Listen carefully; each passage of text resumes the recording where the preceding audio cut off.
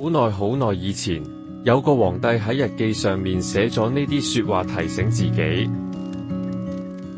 喺深思熟慮做咗決定之後，就要堅持到底，唔可以心存虛榮，貪求名聲，要有恒心，有毅力，肯聽任何人為咗公眾利益而提出嘅建議，賞罰分明，公平對待每一個人，要識得咩時候應該嚴格，咩時候應該寬容。我喺我阿爺為老師身上學到，做人要有分寸，對人要有禮貌。我由父親俾人嘅評價，同我自己對佢嘅回憶中學到正直同堅強。我媽媽教我要虔誠、慷慨，戒除壞習慣，連壞念頭都唔好起，唔好奢華，要簡樸。曾祖父教我唔好去公立學堂，要請好老師嚟屋企教書，而家投資喺教育上，唔使慳。我導師教我唔好沉迷戰車比賽或者格鬥場啲明星，要學識忍耐，過簡單生活，自食其力，專心做自己事，對流言蜚語唔理會。我喺迪奧格內圖斯學到唔好虛情假意，唔信啲賣神蹟或者街頭術士，唔沉迷無謂娛樂，要容許人直言勸告，愛哲學，從細開始寫作，鍾意硬板床同簡單生活，跟住傳統希臘式訓練。盧斯提庫斯教我知道自己性格有地方要改，唔好講嘢自誇，寫嘢唔好做作，要自然，願意同人和解，唔好記仇，要認真讀書，唔好只靠自己膚淺理解。佢推薦我睇愛比克泰德嘅書。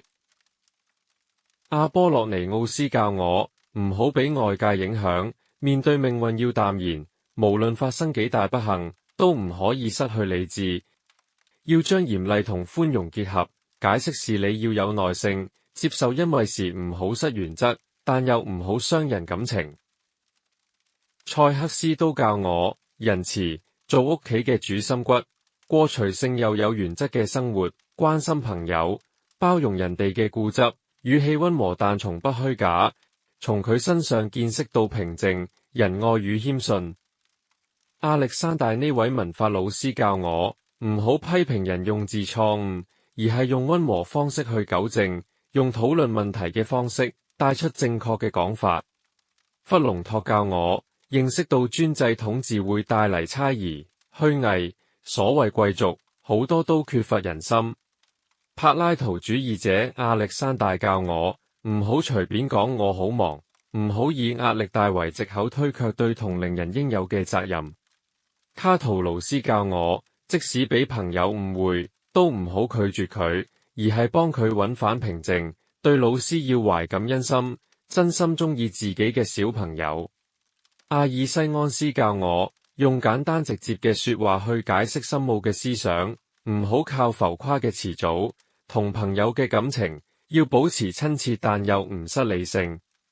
我喺我哥哥塞維老師身上學到鍾意家庭、尊重真誠、熱愛真理、公義。佢推介我去接觸迪奧根尼、克拉克利特、蘇格拉底等哲學家嘅思想，讓我明白要用理性去生活。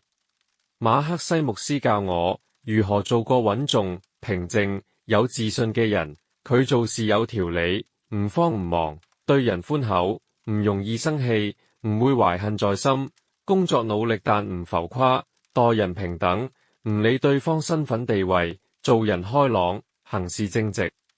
我老豆教我做事要堅定有原則，唔易受情緒影響，刻苦耐勞，對朋友信任，批評人唔會嗲逼人，觀察敏銳，處事細心，冇迷信，重科學，節儉但唔吝嗇，為國家為家庭奉獻。我母親臨終時，佢唔要人做作地安慰佢，佢堅強咁面對死亡。呢種態度令我明白，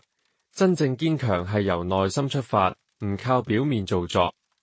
我喺教官中學到，唔可以偏袒人，唔論對方係熟人定親人，行事要正直，唔俾人左右，唔誇耀自己做過咩好事，做好事只因為應該咁做，唔係想攞功勞。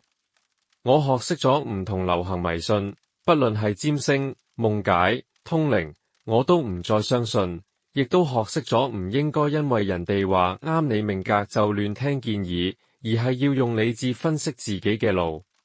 喺我的一生中，我感恩身邊有咁多好榜樣，有人教我仁慈，有人教我正直，有人教我面對痛苦仍然堅強。